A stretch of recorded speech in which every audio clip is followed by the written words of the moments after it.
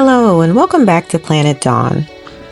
I have been working whenever I have a few minutes on the law office, and it's really coming along. Let's take a little bit of time and look at what I've been able to get done in the past couple of weeks. Let's start with the desk. My inspiration is this onyx inlaid executive desk I found on Pinterest. I started with the My Froggy Stuff BTS room desk, and I decided to add a couple of layers of gold and black paper to give it that inlaid look. I decided to use plain gold push pins as drawer details, and I hot glued on a couple of molds and some wood details to make it look more luxurious.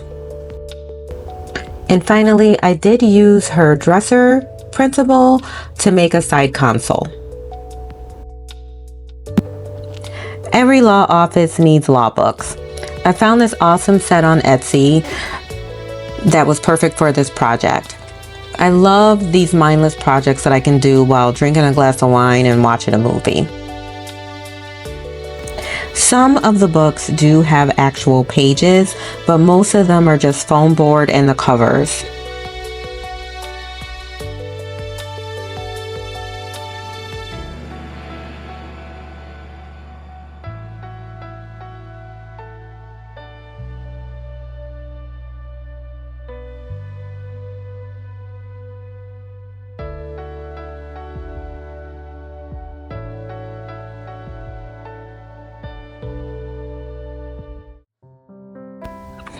I then moved on to making a file cabinet.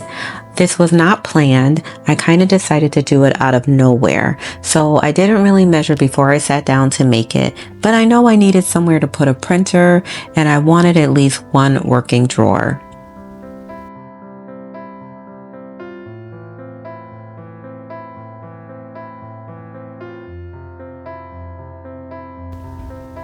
I found these gold knobs in my junk drawer. I'm not sure what they went to or what they're actually supposed to be for, but I thought they worked nicely for this project. But once I put the file cabinet in place, it seemed a bit oversized for where I wanted it to go, so I expanded the floor because that train is never late. The last complex project was the chairs. I polled my husband and my son, and they both chose this one.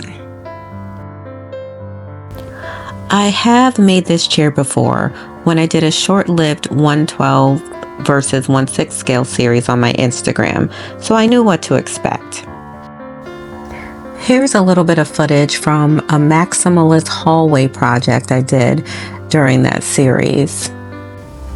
As you can see, the first time around, the chairs were not really designed to hold anything. They were just kind of there as props in the scene.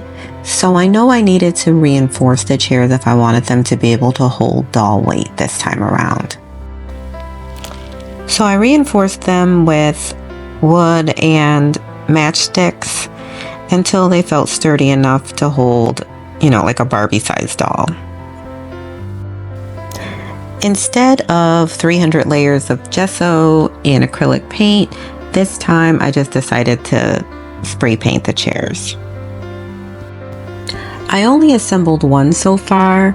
I'll do the other one this weekend, but I'm really happy with the way they came out. I use a pretty simple yet reliable system for making carpets. I just use an iron-on and then I iron it onto a piece of felt. I sometimes even put one carpet on each side of the felt to save on material. I just want to quickly show you this little area I took over on our back porch, 3-season room, covered porch, whatever you call it where you live. But this porch does not get weather, but it's not climate controlled. So for about 9 months out of the year, it's unusable. So I have a little bit of storage out here, and it's also the place where I do anything that's not safe to be done in the house. So my airbrush setup is out here, all of my woodworking tools. I just use old cardboard boxes as paint tents. And when they get super gross, I just throw them out. The weather just broke here, so I rediscovered this area of my house, and I also rediscovered the fact that I have a laser engraver. This machine only engraves, it does not cut, so I wasted and burned a lot of material to a crisp until I finally switched over to thinner wood that I could actually cut through.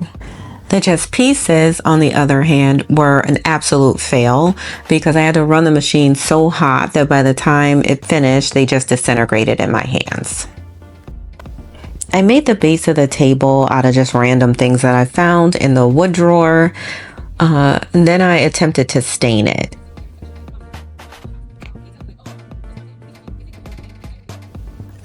After a layer of polyurethane and drying overnight, I'm pretty happy with the way the table came out.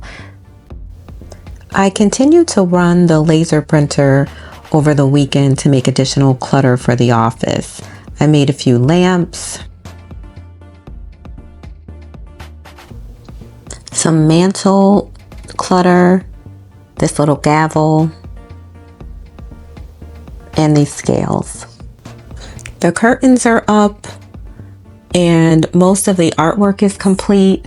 So the only things I have left for this room are some trim, some knobs, and also I have a couple of 3D printing projects that I'm going to work on next week before I start on the sewing projects.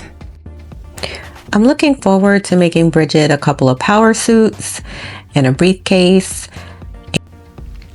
Be sure to check out the original Roombox video, and thank you so much for watching.